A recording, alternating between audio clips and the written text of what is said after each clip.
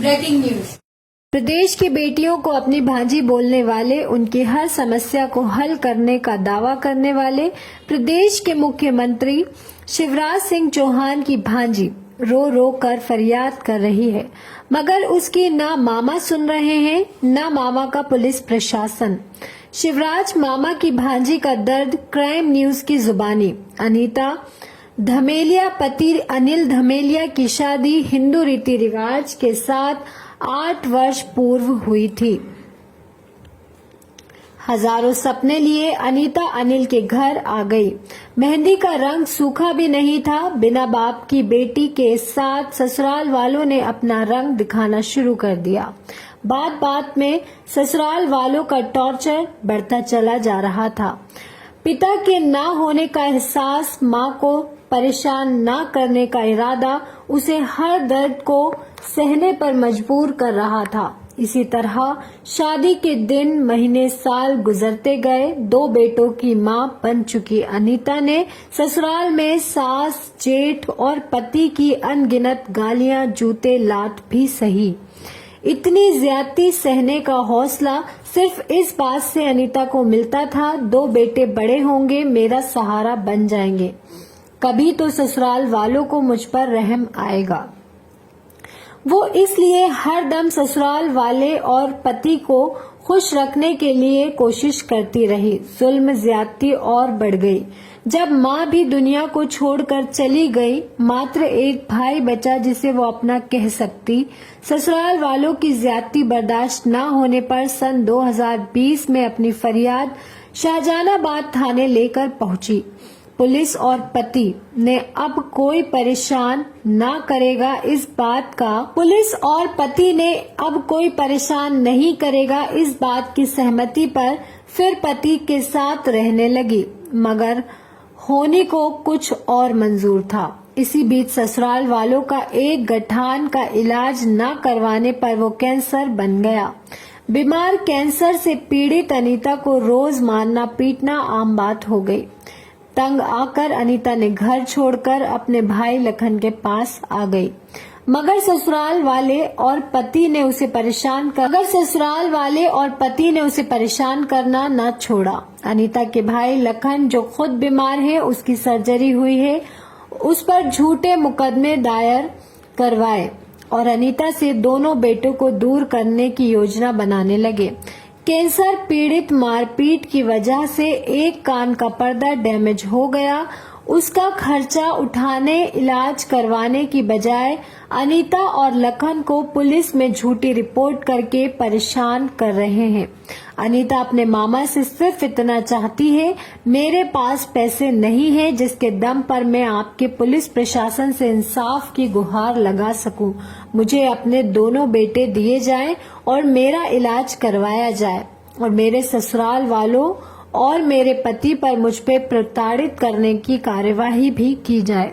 मेरे और मेरे भाई के खिलाफ झूठी रिपोर्ट को खत्म किया जाए। बिना जांच किए, बिना दोषी होने पर झूठी रिपोर्ट पर मेरे और मेरे भाई को बार बार थाने बुलाकर परेशान न किया जाए। आप देख रहे हैं भोपाल क्राइम न्यूज की खबर। क्राइम मीडिया से नसीम सिद्दीकी, राष्ट्रीय सचिव। आज हम यहाँ पर थाना प्रभारी शाहजहानाबाद आए हुए हैं किसी देश की बेटी को इंसाफ दिलाने के लिए। जब यहाँ पर उनकी प्रशासन ने मदद की, एफआईआर दर्ज कराई, उसके बाद उनके भाई पर भी आरोप लगा दिए गए हैं, तो उन्होंने मीडिया में आके गुहार लगाई है और प्रशासन से मदद मांगी। तो हम यहाँ पर प्रभारी सर के पास बैठे हुए हैं। सर, ये अनीता धमेलिया और अनिल धमेलिया जो है उनके हस्बैंड हैं, तो अनीता धमेलिया यहाँ कितनी बजे आई थी? रात को मैं था नहीं, वो आए होंगे तो मेरी तरफ से एफआईआर। बिल्कुल। सूत्रों के अनुसार बताया गया उनके घर परिवारों ने कि वो 8 बजे यहाँ पर सहयोग लेने प्रशासन के पास थाना शाहजहानाबाद में आ चुकी थी और उनका प्रशासन ने पूरी तरीके से हेल्प कर एफआईआर दर्ज उनके पति अनिल धमेलिया के नाम पर कर दी गई। लेकिन यहाँ से पर वो अकेली पाई गई थी। उनका घर मायका आनंद नगर पर था। ससुराल से प्रताड़ित हो रही महिला जो अनीता धमेलिया है, वो डरी हुई थी, ससुराल जाना नहीं चाहती। तो उसने अपने भाई प्रशासन से कहा कि मैं अपने भाई के घर जाऊँगी, जिसका घर आनंद नगर में। प्रशासन वालों ने यहाँ से फोन करके उनके भाई को बुलाया गया। समथिंग 11 साढ़े 11 बजे का टाइम रहा होगा। उनके सूत्रों के अनुसार ये बताया गया कि मैं यहाँ पर अपनी बहन को, अपने परिवार, अपनी दीदी को, अपने रिश्तेदारों के साथ प्रशासन के पास लेने के लिए आया और यहाँ से अपने बहन को लेकर गया। उसके बाद 1 बजे उसके ससुराल वाले यहाँ पर आते हैं और प्रशासन के पास उनके जो भाई हैं लखन सिंह, उनके ऊपर कार्रवाई कर जाते हैं। तो सर, इस बेसिस पर जो लखन के ऊपर ये धारा लगाई गई है, तो किस एविडेंस या किस उस पर उन पर कार्रवाई की गई? आने में जो व्यक्ति आया है उसको बोल रहे थे उसका फोटो वापस कर उसके प्रयास कराया उसको भी दोषी को उसकी तरह फॉलो करते हैं। हमारे से तो कहना है कि यहाँ पर जो भी आता है हम उसकी FIR दर्ज कर लेते हैं और उनके कहने के अनुसार FIR उनके ऊपर लागू कर दिया जाता है, धारा लगा दी जाती है। लेकिन उनके सूत्रों के अनुसार बताया गया है कि जो उनकी माँ ने एक तहत बैठे ने प्लानिंग के तहत वो वहाँ पर आकर यहाँ पर एक FIR हमारे नाम पर कर दी गई है। मेरे भतीज का मामला है, मेरे छोटे बच्चों का मामला है, जो मेरा फ्यूचर का मामला है, मेरे ऊपर हाथ लगाकर मेरा पूरा फ्यूचर खराब है होगा। तो मैं इंसाफ चाहता हूँ, इसलिए उन्होंने मीडिया में भी जो लगाया है और प्रशासन से भी चाहता है। उनके पास कुछ ऐसे तथ्य हैं, ऐसे प्रूफ है जो उन्होंने यहाँ पर झूठ बोला गया, जो कि लड़के की माँ लड़की के साथ यहाँ पर आकर कहती है कि मैं हाउसवाइफ हूँ, लेकिन उनके बताने के अनुसार, उनके परिवार, लड़की के परिवार के बताने के अनुसार वो एक नगर निगम में जॉब करती हैं और वो गवर्नमेंट सर्वेंट है। पहला जो दूसरा, अगर वो इतनी घायल थी या इतना उसको बहू ने मारा था तो वो बहू के पहले यहाँ पर क्यों नहीं आ गई? वो यहाँ पर 1 बजे आकर घायल दिखाई दे रही थी। उसके बाद यहाँ पर वो दूसरे दिन बिल्कुल सही से खड़ी हुई थी। इसका इन्वेस्टिगेशन करने के लिए मीडिया यहाँ पर आ गया है और वहाँ लगाता है कि इसकी बेटी को इंसाफ मिलना चाहिए। सर, अगर आपको कोई ऐसे तथ्य मिलते हैं जो कि यहाँ पर लखन सिंह, जो कि अनीता का भाई है, बेगुनाह है, तो क्या आप उसका सहयोग करेंगे? हम मामला पंजीबद्ध विवेचना में जो इन्वेस्टिगेशन पाया जाए तो उसके बाद कार्रवाई करेंगे। Okay, thank you. Crime media से मैं नसीम बानो सिद्दीकी या आज फिर देश की बेटी को इंसाफ दिलाने के लिए निकला है, जो यहाँ पर crime media news channel investigation के दौरान यहाँ पर अनीता धमेलिया के घर पर पहुंची है। कैमरामैन एक बार इस घर को कवरेज कर लीजिए। अनीता का मायका है यहाँ पर, तो आइए चलते हैं लखन के घर पर, जो कि उनके भाई के हैं। लखन भाई, क्या नाम है आपका? लखन सिंह। आप क्या चाहते हैं मीडिया से? मीडिया से मैं ये चाहता हूँ, जो मेरी फरियाद थी जो पुलिस वालों ने सुनी नहीं, ठीक है। 2 अक्टूबर से 4 अक्टूबर तक मेरी बहन के ससुराल में खूब मारपीट की गई। उनके ससुराल वालों ने, सास ने, जेठ ने, उनके पति ने, है ना, मुझे काफी कोशिश करी गई बुलाने की, पर मैं खुद मस्थेनिया के रेबिस पेशेंट हूँ, ठीक है। मेरा इलाज अभी चल ही रहा है और ज्यादा टाइम नहीं हुआ। मेरे सीने के ऑपरेशन का थार्मोमीटर निकाला गया हार्ट के पास से। तो मैं खुद ही लड़ाई के बीच बचाव, अपना खुद का बीच बचाव करता हूँ और किसी की लड़ाई झगड़ों में नहीं पड़ता हूँ, क्योंकि मेरी खुद हालत इस तरीके से नहीं है, ठीक है। 4 तारीख को जैसे तैसे मेरी बहन अपने ससुराल से भागकर थाने आई, साजनाबाद थाने। रात में 8-9 बजे करीब मेरे पास फोन आया कि आपकी बहन आपके घर जाना चाहती है और उसे ले जाओ। और मैंने पुलिस वालों से यही बोला कि साहब, मेरी हालत तो इस लायक नहीं है कि मैं आ जाऊँ इतनी रात में लेने के लिए। आप हो सके तो उनको ऑटो से भेज दो। आपकी बहन जो अनीता धमेलिया है, वो प्रशासन के पास क्यों गई थी? वो प्रशासन के पास इसलिए गई थी, 2 दिन से वो अपने ससुराल वालों से बहुत ज्यादा पिट रही थी, गाली गलौज खा रही थी और खूब ज्यादा अत्याचार हो रहा था उनके ऊपर। इसलिए वो 4 तारीख को जैसे तैसे ससुराल वालों से छूट छुटा के भाग के वो थाने गए। तो प्रशासन ने फिर आपकी सुनवाई करी? प्रशासन ने 2 घंटे तक तो आनाकानी करी। उनके ससुराल वालों को फोन लगाया, उनके ससुराल वाले नहीं आए। थाने में भी उसका पति और उसका जेठ आया, चोरी चुपके मेरे पास तक पहुंचे, मुझे धमकी दी। थाने के अंदर भी वो धमकी देके वो लोग भाग गए। तो ये जो अनीता धमेलिया है, इनकी FIR दर्ज कराई गई वहाँ पर? इनकी FIR रात को 11 बजे के बाद दर्ज कराई गई। इनका मेडिकल हुआ और इनकी FIR हुई। इनकी FIR करा के लगभग 12:30-1 बजे करीब रात में हम लोग वापस आए और 1 बजे के बाद इनके ससुराल वाले पक्ष कब वहाँ पे थाने पहुंचे, साजनाबाद थाने। उन लोगों ने मेरे खिलाफ झूठी एफआईआर करी है कि मैंने उनकी सास को, अपनी दीदी की सास को जाके लक्ष्मी धमेरिया को मारपीट करी है, लड़ाई झगड़ा किया। और हालांकि ऐसा कुछ भी नहीं है। मैं किसी के ससुराल गया नहीं, अपनी बहन के ससुराल गया नहीं, मैंने किसी के साथ लड़ाई झगड़ा की नहीं है। ये जो लखन धमेलिया है, इनका कहना है कि मेरी बहन को प्रताड़ित कर दिया जा रहा था और वो मारपीट कर रही थी। घबरा कर वो थाने पहुंची और उन्होंने फिर अपने भाई लखन को इंफॉर्मेशन दिया कि भाई आकर मेरे को ले जाओ और यहाँ पर मैं थाने में बैठी हूँ।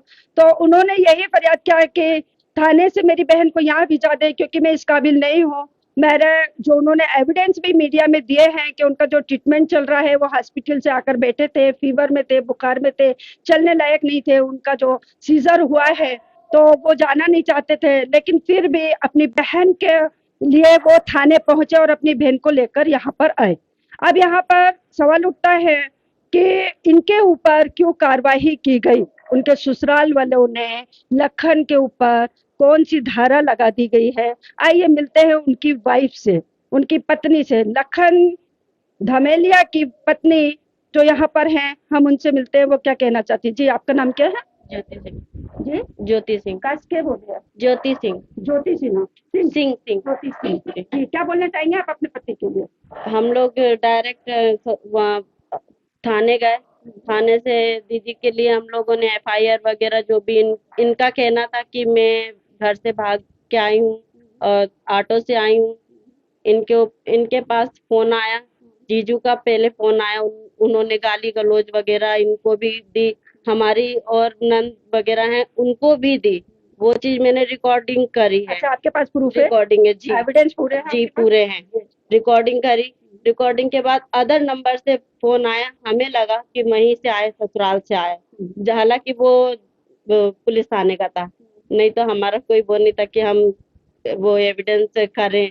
वहां से आया, उसके बाद हम लोग ने वो भी रिकॉर्डिंग करी। वहां से यही वो करा कि मतलब इनके भाई को बुलाया गया कि आप आ जाइए, कौन बोल रहा है? इन्होंने बोला कि मैं उनका भाई बोल रहा हूँ, लखन सिंह। वही बात जो इनने बोली, वही बात हमने भी सुनी, वही बात मैंने भी कही। इसलिए हम लोग, मैं और मेरी बड़ी ननद, वो उनके बच्चे, हम सब साथ में मिल के गए क्योंकि वो इस हालत में नहीं थे कि वो अकेले जा सकते थे। अकेले नहीं जा सकते और मैं उनको छोड़ना भी नहीं चाह रही थी क्योंकि उनका ऑपरेशन हुआ है और वो लोग कभी भी मारपीट कर सकते हैं। एक बार नहीं, 2 बार नहीं, कई बार ऐसा हुआ है। इनकी पत्नी के दौरान जो बताया जा रहा है कि इनके पति का सीजर हुआ है, इन्होंने मीडिया में पूरे एविडेंस दिए हैं अपने बीमारी के बारे में, जो इनका ऑपरेशन हुआ है, सीजर हुआ है। और जिस दिन इनकी बहन अनीता धमेलिया थाने में बैठी थी, उस दिन भी ये प्रमाणित करते हैं कि हम हॉस्पिटल को दिखाकर आकर बेड रेस्ट पर थे, लेकिन प्रशासन के बुलाने पर ये वहां पर अपनी बहन की हेल्प करने के लिए गए और अपनी बहन को घर लेकर आए। सवाल उठता है अब कि जब वो इतने ग्रसित थे और अपने परिवार वालों के साथ प्रशासन पर जाकर अपनी बहन को अपने घर पर लेकर आए, तो उनके ऊपर जो धाराएं लगाई गई हैं, जो यहाँ पर उन्होंने बताया है लखन, ओके, तो जो ये लखन सिंह है, इनके आईपीसी के तहत 502, 298, 324 की धारा प्रशासन ने किस एविडेंस, किस प्रूफ और किसके आदेश से इनके ऊपर ये कार्रवाई करी गई है। आइए चलते हैं, इनके और परिजनों से मिलते हैं। इनकी बड़ी बहन जो कि लखन की वाइफ ने बताया है कि हम अपनी बड़ी दीदी और उनके परिवार को लेकर हम अनीता अपनी ननंद को लेने के लिए गए थे। उन्हीं की बहन और सिस्टर को बुलाते हैं। आइए यहाँ पर, आप क्या कहना चाहेंगे अपनी छोटी बहन के लिए? मैं सर जो 4 तारीख को मेरे ससुर जी खत्म हुए थे, दिन बजे मेरे साथ रहा। फिर उत्तर जी हॉस्पिटल गए, थोड़ा कस के बोलेगा। हॉस्पिटल गया तो उनका फोन आया पुलिस वालों का कि आप लोग आ जाइए, आपकी बहन यहाँ बैठी। तो उसी हालत में हम लोग भी सब लोग घर के हॉस्पिटल गए। फिर हमने इसका मेडिकल करवाया। फिर मेडिकल कराने के बाद फिर वो लोग 1 बजे रात को वो लोग आए उनकी माँ को जी। फिर हम लोग आ गए, पुलिस वाले बोले आप लोग जाइए। फिर इन्होंने आगे पीछे पता नहीं क्या करवाई मेरे भाई के पीछे जी। इनके आवेदन देने के उपरांत मीडिया इन्वेस्टिगेशन के दौरान यहाँ तक पहुंची है कि जो उनकी अनीता की सास है, जो मदर इन लॉ है, वो बहुत ग्रसित रूप में आई थी कि उनको लखन ने मारा है, लेकिन दूसरे दिन वो वहां पर खड़े होकर कार्रवाई करवा रही थी, तो इतनी जल्दी वो कैसे अच्छी हो सकती हैं। सवाल दूसरा कि अगर वो गवर्नमेंट जॉब में सर्विस करती है, नगर निगम में सर्विस करती है, तो उन्होंने प्रशासन की आंखों में धूल डालकर वो प्रशासन को गुमराह करते हुए बताया है कि मैं हाउस वाइफ हूँ। तो प्रशासन से आवेदन है कि वो इस बात पर तहकीकात करें, इन्वेस्टिगेशन करें कि आखिर उनके परिवार वाले इतना झूठ बोलकर इस अनीता को क्यों प्रताड़ित कर रहे हैं। अब हम यहाँ पर उनके जो पड़ोस में सहयोगी है, उनके पड़ोसी शायद वो भी यहाँ पर आए हुए हैं, उनसे हम सुनना चाहेंगे कि अनीता के ऊपर क्या क्या कार्रवाई हो रही है, उनके ससुराल वाले किस तरीके से उन्हें प्रताड़ित कर रहे हैं, कैसा तो वो यहाँ पर बताएंगी। जी आइए। हम इन्हीं को जानते हैं, इनके पड़ोसी हाँ, हैं। इनको बताइए, इनके भाई जी। इनका हमारे यहाँ 5-7 साल से रह रहे हैं और कभी ऐसा कुछ लड़ाई झगड़ा का हमें कुछ दिखा नहीं, क्योंकि हम खुद ही अच्छे परिवार के हैं, तो हम लोग खुद ही रूम खाली करवा देते हैं। ये लोग अच्छे से रह रहे हैं, तो इसलिए, और इनका भी ऑपरेशन भी हुआ, बच्चों को भी अच्छे से संभाल रहे हैं, भी बच्चे अच्छे से ही रहते आपको हैं। लगता है कि अपनी बहन की पूरी पूरी सपोर्ट करते हैं? हाँ हाँ, परिवार के लिए, सहयोग हाँ, परिवार के लिए तो समर्पित हैं। तो इनके ऊपर जो इस तरीके के विलेम लगा दिए गए हैं, ये अपने बच्चों की परवरिश कर रहे हैं, अच्छे से दे रहे हैं। आप एक पड़ोसन या मेरे को शायद मकान मालिक लग रहे हैं, तो आप इनकी तारीफ करते हुए जो बोल रहे हैं कि बहुत अच्छे लोग हैं, तो आपको लगता है कि इनके ऊपर झूठी विलेम लगा, झूठा ही आरोप लगाएगा। हाँ, क्योंकि ये ऐसा नहीं करते। नहीं ऐसा नहीं हो सकता। जिस तरीके से इनके पड़ोसी ने बताया कि जो ये लखन सिंह है, ये बहुत अच्छे हैं, हम इन्हें 5 साल से जानते हैं, ना किसी से लड़ाई की जाती है, ना ही ये कभी किसी के उसमें रहते हैं, अपनी बहन के सहयोगी हैं, अपने परिवार के सहयोगी हैं, उन सबके सहयोग करते हुए अपनी बहन को लेकर यहाँ पर आए हैं। तो उन्होंने लड़के वाले अनिल धमेलिया के कहने पर, उनकी माँ के कहने पर, उसके फ्यूचर पर आरोप लगाते हुए जो यहाँ पर ये आईपीसी के तहत ये जो धारा लगाई है, प्रशासन इसका इन्वेस्टिगेशन करे, सीबीआई जांच कराए और इस तह तक पहुंचे कि उसका फ्यूचर खराब होने से बचे। यहाँ पर जो प्रताड़ित हो रही 8 साल से अनीता धमेलिया, उनसे पूछना चाहेंगे। यहाँ पर आइए अनीता धमेलिया, आप अपने पति के बारे में क्या बोलना चाहेंगे? मैडम, क्या है कि शादी के 2 महीने रह गए थे, मेरे कान का ऑपरेशन हुआ था। जब हमने बताया था कि जाके मेरा ऑपरेशन हुआ, मेरी मम्मी ने बताया था मेरी लड़की के दोनों कान के ऑपरेशन हुए, और उन्होंने कहा था कि मेरा लड़का बाप की नौकरी कर रहेगा और के लगे ठीक है, और 7 महीने की गारंटी भी ली थी डॉक्टर ने कि 7 महीने के अंदर अंदर सुनने लगेगी लड़की, ऐसा भी मेरी मम्मी ने बोला था। उसके बाद इन लोगों ने शादी के लिए राजी हो गए, शादी आदि हुई जैसे करके, जैसे 10 दिन नहीं हुए मेरी शादी के, कान में खूब मारा, मेरे कान में सुधार भी आ गया था, धीरे धीरे मैं सुनने लगी थी। उसके बाद मेरे कान में ऐसे ऐसे इतना रोज रोज मारा पीटा इन लोगों ने, तो भी मैं सहन करती रही। अभी तक मेरी मशीन नहीं छूटी, शादी के 8 साल हो गए। जैसे जैसे बच्चे आते रहे पेट में, जब भी उनने दिखाया सुनाया नहीं, मेरी सास ने, मेरे पति ने, किसी ने नहीं दिखाया सुनाया।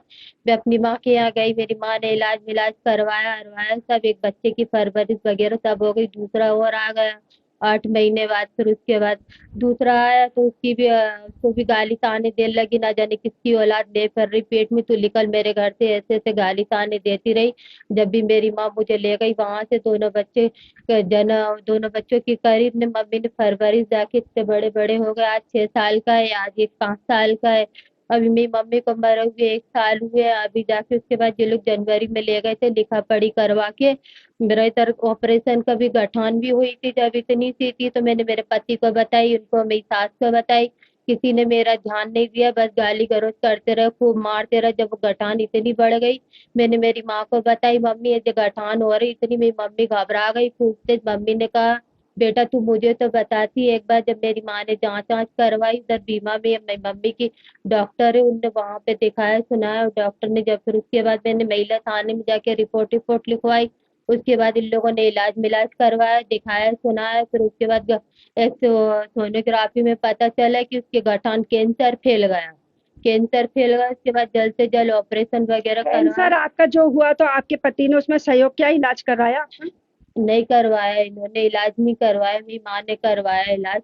ऑपरेशन के बाद भी इन लोगों ने मेरी माँ के घर में भेज दिया था। मायके में पड़ी रही, 2 साल मायके में रही, बच्चों की परवरिश भी करी, मम्मी ने मेरी भी करी, खिलाई पिलाई सब करवाया। फिर आयुष्मान कार्ड बनवाया मम्मी ने। फिर वहीं से मेरा आयुष्मान कार्ड से मेरे इलाज वगैरह चलता रहा कि वही बोलो।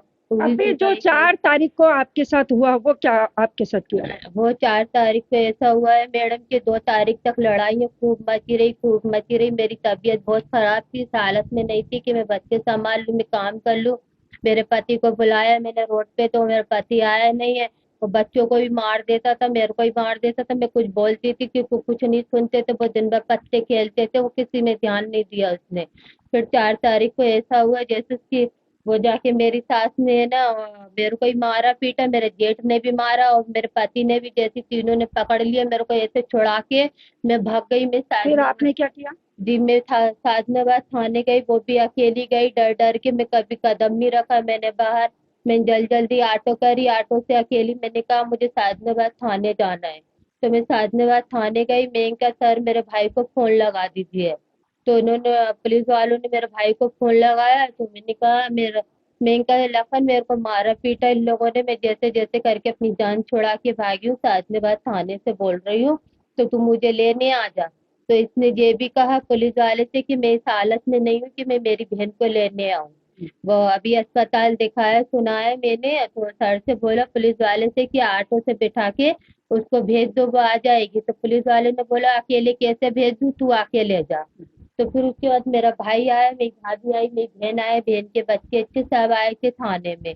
फिर जाके लिखा वो FRI वगैरह करवाई और वही मेरे ससुराल वालों को बुलाया। 8 बजे की बैठी मेरे ससुराल वाले 12:30 बजे 1 बजे करीब आए। हम लोग को अनीता के कहने के दौरान पता चला है कि 4 तारीख को प्रताड़ित हो रही अनीता धमेलिया इतनी डरी हुई थी कि उसके साथ मारपीट की जा रही थी, तो वो भागकर सीधे प्रशासन की मदद के लिए शाहजहानाबाद थाने पर पहुंची और उसके कहने पर प्रशासन ने कार्रवाई भी करी और FIR भी दर्ज कराया। वहां के प्रशासन वाले ने लखन सिंह को कॉल करके कि आपकी बहन यहाँ पर आई हुई है, आप उसको यहाँ पर आकर ले जाओ। लेकिन लखन सिंह अपने बीमारी से ग्रसित थे, वो जाने के लायक नहीं थे। वो चीज का एविडेंस उनके पास है कि मैं नहीं आ सकता हूँ, लेकिन प्रशासन के कहने के उपरांत वो वहां पर थाने में पहुंचे और अपनी बहन को सहयोग देने के लिए लेकर अपने घर पर आ गए।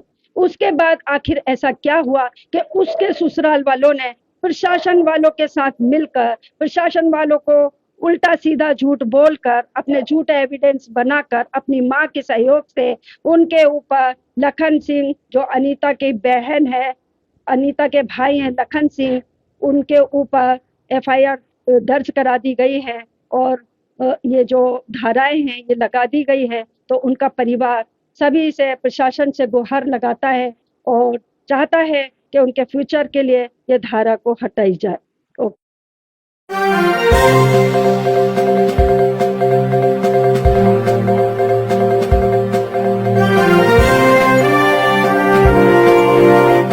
ऐसी ही जानकारी के साथ फिर मिलेंगे। देखते रहें क्राइम न्यूज, पल पल की खबर, हर पल की खबर। क्राइम न्यूज, नमस्कार।